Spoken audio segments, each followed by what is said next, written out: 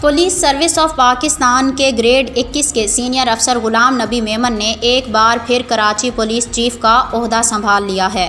اس عہدے سے تبادلہ کیے گئے additional I G Imran Yaqub Minhas, D I G admin Ahmad Nawaz Cheema اور دیگر سینئر افسران نے ہفتے کی دوپہر کراچی پولیس آفس پہنچنے پر غلام نبی میمن کا استقبال کیا اور انہیں خوش آمدید کہا۔ پولیس کے چاق و چوبند دستے نے ایڈیشنل آئی جی غلام نبی میمن کو سلامی پیش کی۔